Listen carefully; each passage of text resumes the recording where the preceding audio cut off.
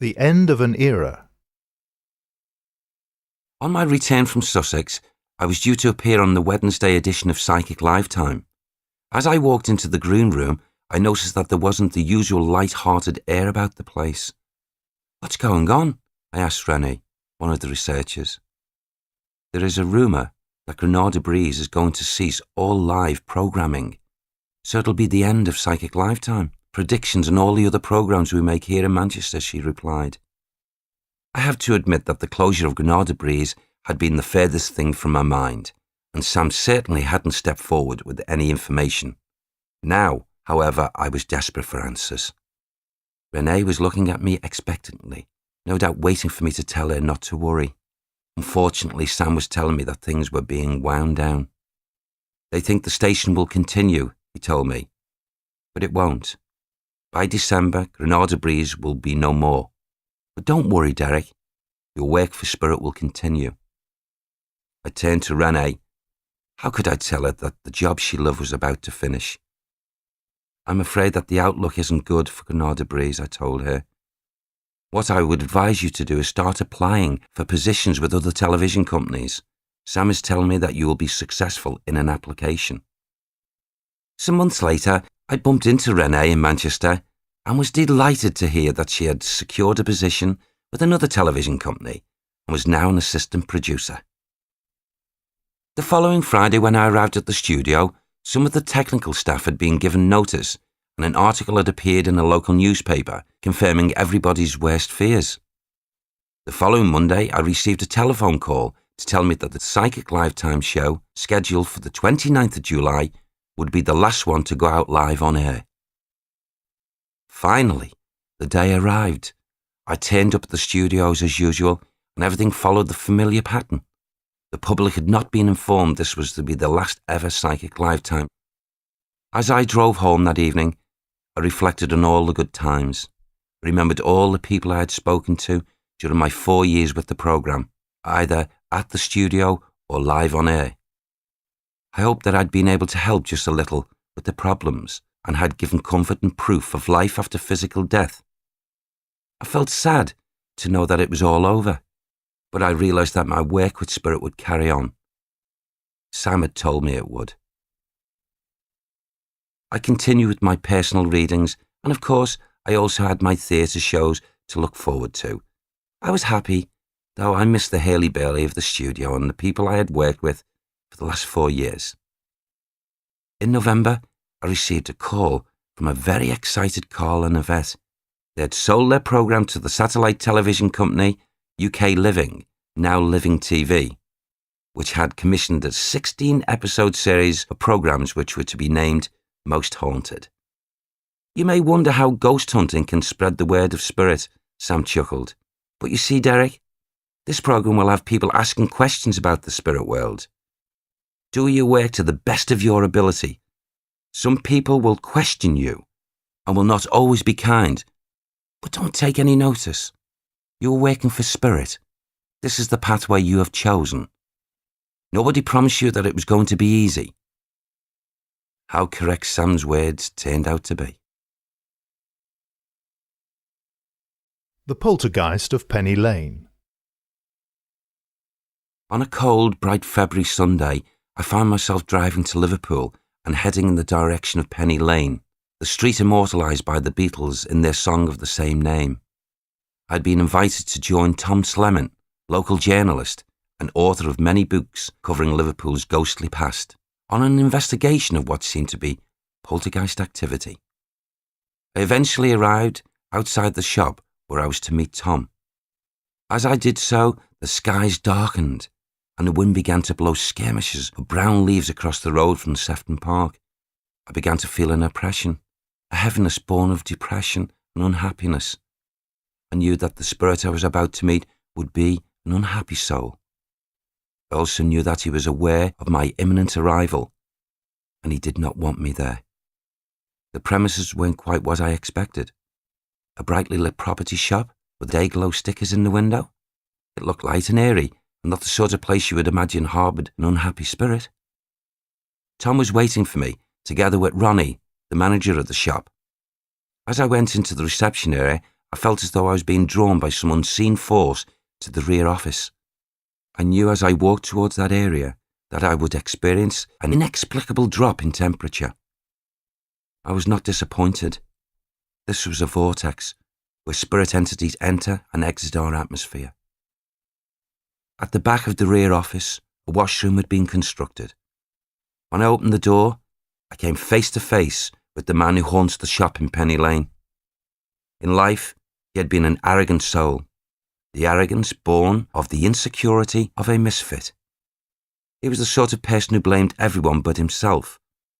He was crafty and liked women, but was too shy to form normal relationships and would appease his lust by slyly touching where he should not. When he passed over to spirit, he enjoyed frightening and shocking people. It was this that had given the impression of poltergeist activity within the walls of this ordinary-looking suburban Liverpool store. I also knew that this man had a reliance on alcohol. He also had a depressive nature and had finally taken himself over to the world of spirit. He had committed suicide whilst in his 50s. As I stood there in the small back office, I knew this unhappy soul had been regularly energised by the activities of more earthly beings. I gained the impression that 3 people had lived in the upstairs area of the property and had amused themselves by using a Ouija board. This had the effect of allowing the man in spirit to feed off their energies. "Oh yes," he would say, "you're giving me energy. Let me stay here." I felt that this sad spirit had been given the opportunity to pass into the light, but he did not want to go. He was afraid of the unknown and preferred to stay in the room which was familiar to him. Even though the property had changed beyond recognition from the days when he lived there, he did not see those changes. To him, the place remained as he had known it 50 years earlier. As with any negative spirit, he would delight in causing problems with electrical appliances. Ronnie confirmed that no matter how hard they tried, they could not heat the rear portion of the shop. Every heater placed in that area would malfunction. I also mentioned that there was more than a likelihood that problems regarding water and pipes had been experienced. Ronnie confirmed that water damage from a bath overflow 3 years previously had still not dried out, and the wall at the rear of the property was continually damp, even though no water pipes were located in that area and it was an interior wall. I wouldn't be at all surprised if, after we've gone, some problems with boxes and papers are experienced, I told him. Later that day, whilst on my way home, I received a telephone call informing me that boxes of paper had indeed been knocked over and spread around the office. Back in the office, my talking about his secret had obviously angered the spirit man, and he tried to move closer to me, causing me to cough and splutter as my chest tightened. "You know, Derek, I'm amazed," Tom said. "I could swear that I've just seen a face over your right shoulder, and it wasn't a very nice-looking face at all." "You're right, Tom. He's just tried to close in on me in an attempt to stop me talking about him." I mentally tuned myself with Sam. "Take him away," I whispered softly. We moved towards the front part of the shop. As we did so, I felt a coolness follow us, and there was the all-pervading stench of stale drink. I heard a crash behind me. "The tripod!" Tom shouted. I saw it twist and turn before it fell. "Get away," I shouted out in the ether. "Leave this place." It was time for us to leave too. "If you don't mind, Derek, I'd like you to visit another haunted site with me before it gets dark," said Tom. "Would you be willing to do that?" I wondered what Tom had up his sleeve now. We headed off in the direction of Liverpool city centre. As we passed the shadows of the Anglican Cathedral, we turned right into Rodney Street, the Harley Street of Liverpool, where doctors and surgeons have their consulting rooms. Although I have travelled down this street on numerous occasions and have been vaguely aware of a derelict church, I hadn't noticed the graveyard next to it. I was certainly unaware of a peculiar pyramid-shaped tomb to which Tom pointed as we alighted from our vehicles. "That's it, Derek. I'd like you to tell me what impressions you're getting from the tomb over there." The graveyard has a 6-foot iron railing fence along Rodney Street. A huge brick wall, at least 15 to 16 feet high, runs along its perimeter on the small side street. As I was standing peering through the railings looking at the tomb, I was amazed to see two men in spirit, both very tall and very thin, materialise at the doorway set at the front of the pyramid. They wore blue and silver headbands and had belted aprons of the same colour. One of them appeared to be holding what looked like a sceptre. I had the impression that they were the guardians of a secret knowledge, of a type of Masonic secrecy. One of the men appeared to beckon towards me. I knew that somehow I had to get nearer to the tomb. I scanned along the railings looking for a break to squeeze through, but there wasn't one. I looked towards the wall, hoping there might be a gap, but no. The only solution was to scale the wall. It was a long way for a 50-year-old man, and a very long drop down on the other side.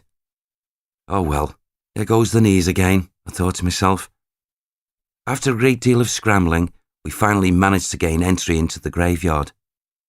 As I approached the pyramid tomb, my attention was diverted to a gravestone which stood quite close to it.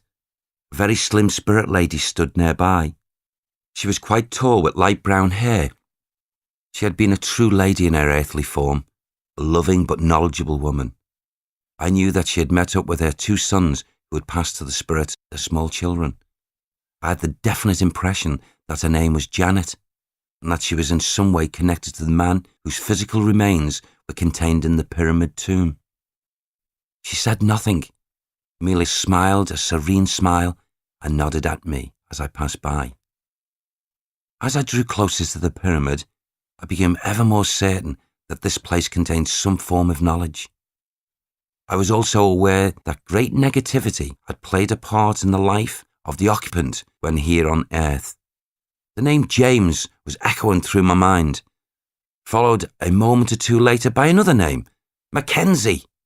Were those two names connected with the pyramid?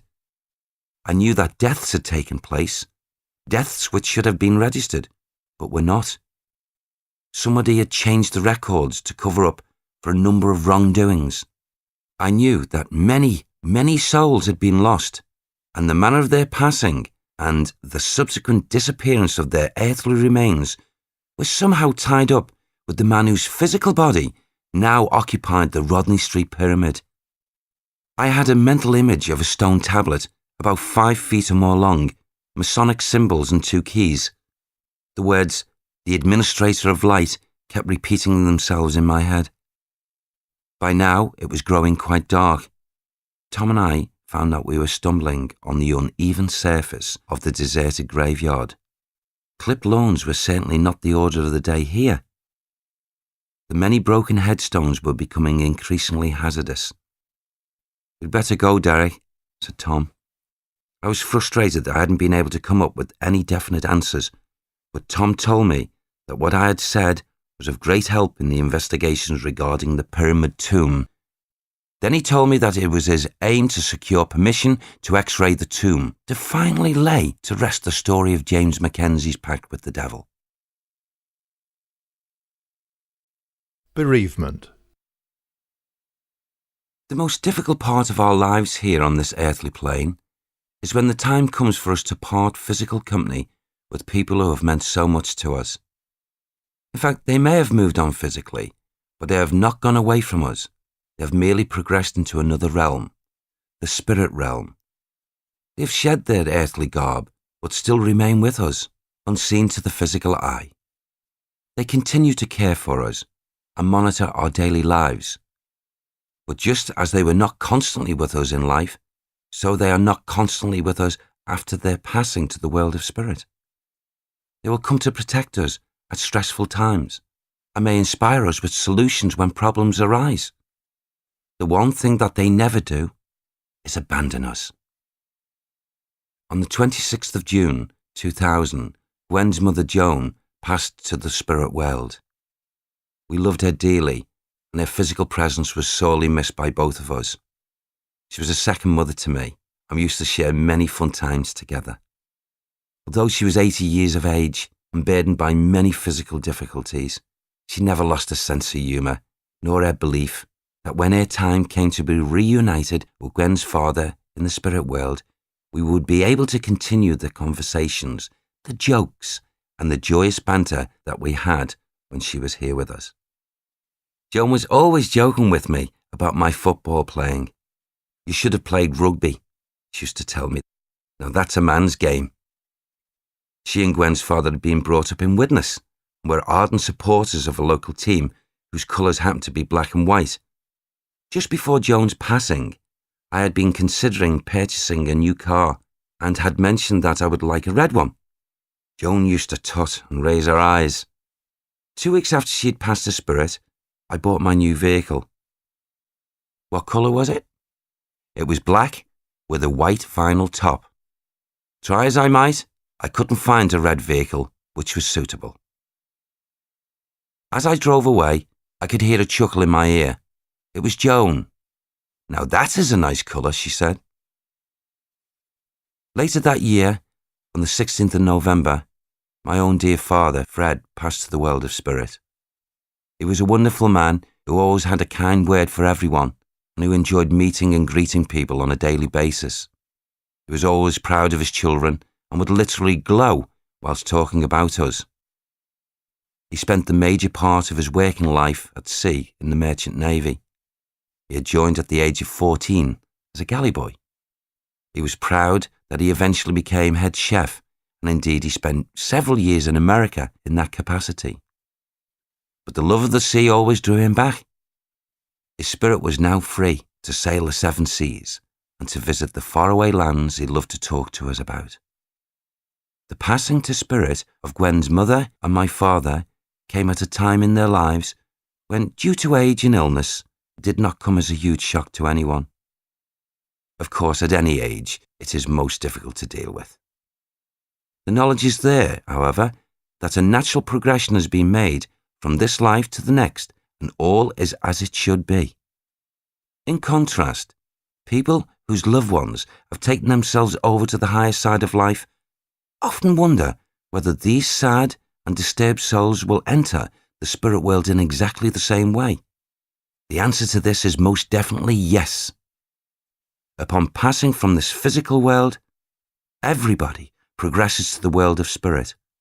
It does not matter who that person is, what they have done, or how their passing came about.